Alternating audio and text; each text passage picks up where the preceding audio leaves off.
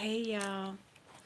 Really quick, really quick. I have a long day ahead of me. I gotta make some appointments and everything. But I wanted to give my update from when I had the bone marrow biopsy. They were testing all of my levels. They were testing, they did labs.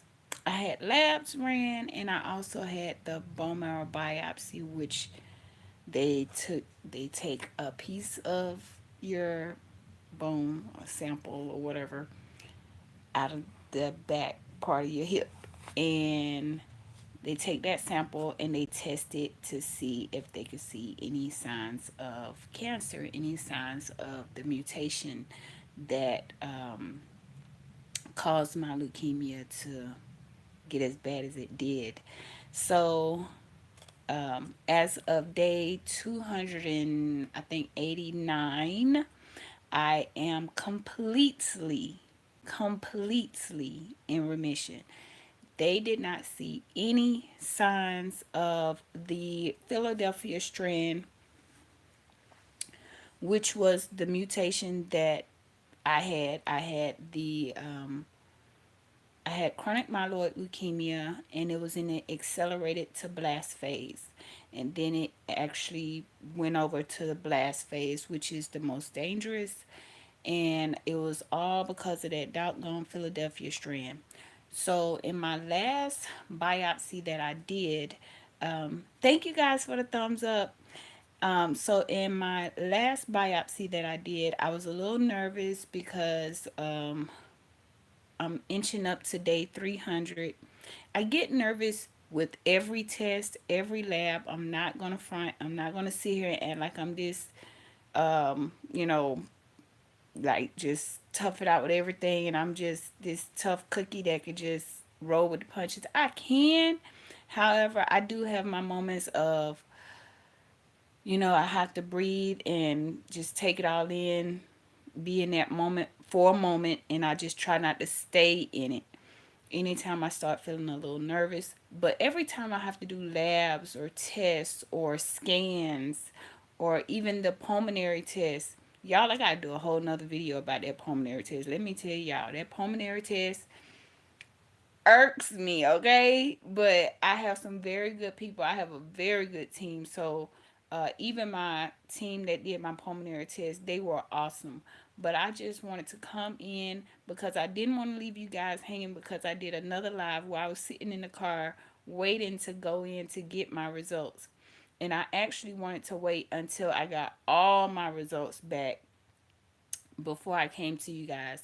So as of day 289 days after my bone marrow transplant, some may call it a stem cell transplant.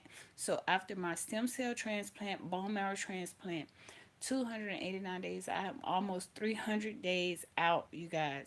And I am completely cancer free. It feels weird saying it, but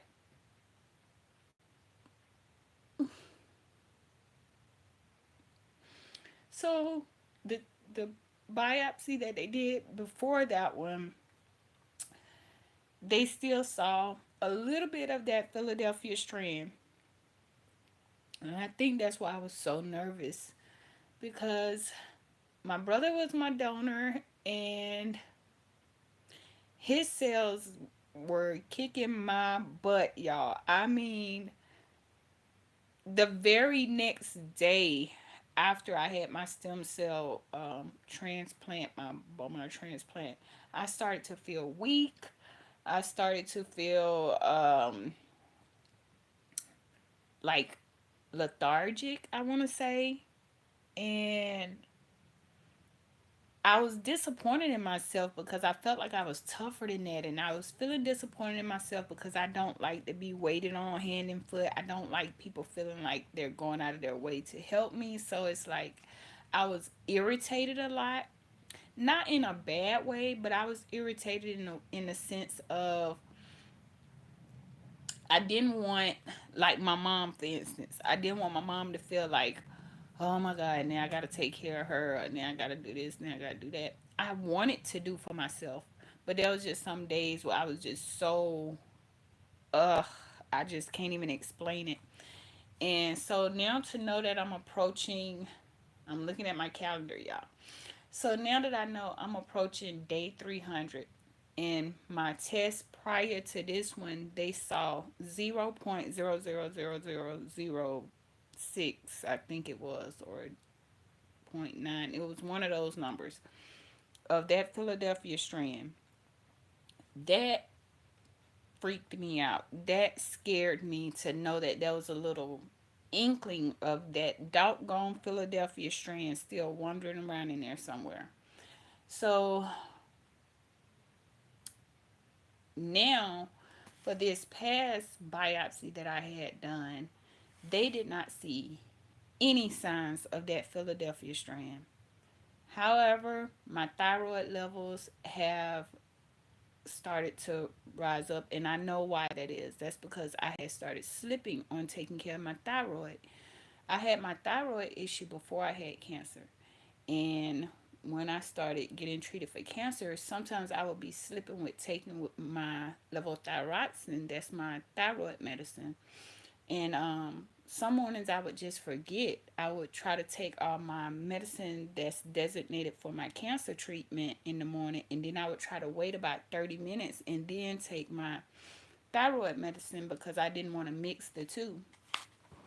And in doing that, I did a disservice to myself because some mornings I would take my medication designated for my cancer treatment, and then I would just go ahead and start my day, and I would completely forget to take my levothyroxine.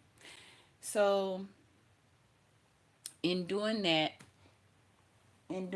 I messed up my thyroid levels. So that was the only thing that they saw, was that my thyroid levels were rising and rising quickly because I haven't been doing what I was supposed to be doing on my end. So I'm gonna continue to work on that. And I did get my doctor's permission to just go ahead and start taking all my medication together in the morning. My morning medication, go ahead and just add my thyroid medication into the mix, so that way I won't forget it. He said he would rather for me to take it with the medication than to not take it at all. That's even uh, a bigger issue if I don't take it at all. So I didn't want to leave you guys hanging. I just wanted to make sure I had all my results before I came back to you guys. But when I tell y'all I have the best medical team, when I tell you guys I mean everybody. Like I said, my respiratory team, my tech team, uh I don't even know what you call the people who do your total body radiation. They were, y'all, my first day getting radiation, I actually passed out. I don't know if I told you guys that or not before, but I was told by the other team that did mine. I had a, what you call it, lumbar puncture where they add chemo. So before I had that done, they told me don't eat anything for breakfast that morning because you're going to be getting a chemo injection, the lumbar puncture with chemo, and we don't want you to eat anything before you have this done because we're going to do that and another biopsy on the same day. So they didn't want me to eat anything because they didn't want me to get sick when they put me to sleep.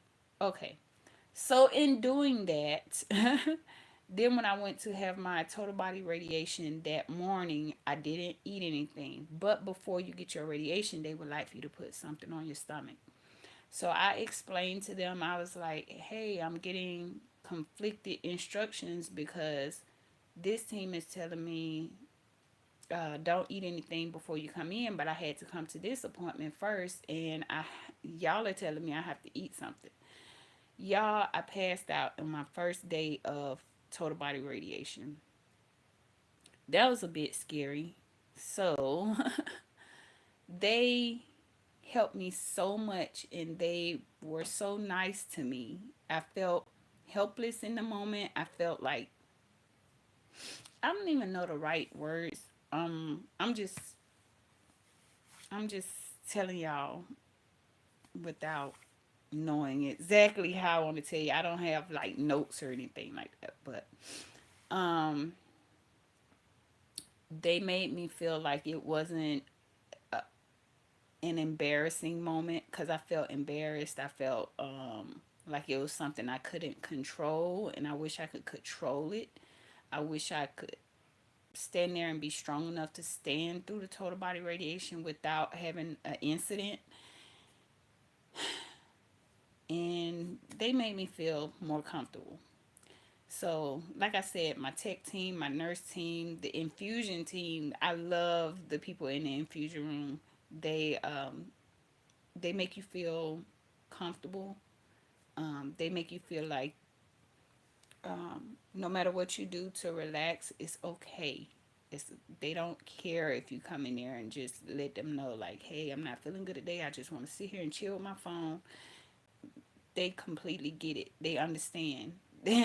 They understand. When I was accessed for the first time, it took them a few tries because I was still swollen in that area, and they made me feel a little sad because they were feeling sad that they couldn't get it on the first, try. And I was like, oh my God, I said, I feel bad for you because I don't want you to feel bad. And they was like, no, I feel bad for you because I don't want to keep sticking you. So, like, yeah. But I did not want to leave y'all hanging. I just wanted to make sure I knew exactly what was going on with me before I give you guys an update. But that's where I'm at. I still have a lot of appointments I have to go to, and I am waiting to do an interview with Jared Talks. So as soon as we schedule that and get that going, I'm gonna let you guys know that I will be doing my interview with Jared Talks. Y'all know I have been waiting to do an interview with him, and now that I have gotten this good news, they will be taking my appointments down. So I will not be traveling as much, going back and forth to all these appointments. So I'm hoping that helps with me getting this interview in that I've been waiting for. And I hope y'all stick in there with me. Thank you guys so much for, just supporting me through it all. Because I know y'all be like, what is she doing now? At first she was cooking, now she exercising, now she. I do what I can with the time that is available for me because sometimes I'm running around with the babies, sometimes I'm going back and forth to the hospital, and I do what I can. And in my spare time, y'all know I love language learning. I used to love going out there in my garden, but I was told that I still can't garden yet. But the good news is he did say that since I am approaching day 300, I am closer to being able to garden. And when I do, he still wants me to mask up and glove up. So that's going to be my thing when I do get back out there. Um, yeah, so y'all gonna see me learning my languages. Y'all gonna see me cooking from time to time, cleaning sometimes. I know that this channel is all over the place, but trust me when I tell you guys, this channel has been therapeutic for me. It has been very therapeutic. I have been able to pretty much journal through this um, whole ordeal. I have made some great connections with the most helpful and loving and caring people. I have met people on here that have really motivated me and pushed me to um, to see the brighter side and to look forward to the greater things that are coming up in my life. And I really appreciate you guys for that. Thank y'all for sticking in there with me. We got good news. They did not see any of that Philadelphia strand. They did not see any signs of any leukemia. And my brother cells did exactly what they were supposed to do. They got in there and they kicked butt, y'all. They got in there and they kicked butt. My big brother did that. So now I got some of his. Uh, they say I may have some of his allergies and some of his mannerisms. The only thing I have picked up on so far is that now I wake up when my brother wakes up, and I did not realize that until I told his wife one day, and she was like, "Oh my God, that's what time he wakes up." But that's one of the only things that I can really pinpoint that I have gotten from him. But they say that some people do report that they start to have their donor, some of their donors, mannerisms, their appetite, their allergies, or something, just something like that. But it's very slight. But he's my big brother, so we probably already had some of these things in common and just didn't know it. But once again, I gotta tell you guys, thank you for sticking in there with me. I've been pushing and pushing, trying to get this channel to get a little better, but I can only do what I can do. Some days I have rough days, and I get tired really easily now with all the medication that I take. And well, y'all know I take a bag of meds every day still. I'm still taking my Panatinib, my Cyclovir. I'm still taking a lot of my cancer treatment medications. So sometimes I do get a little sleepy, a little tired.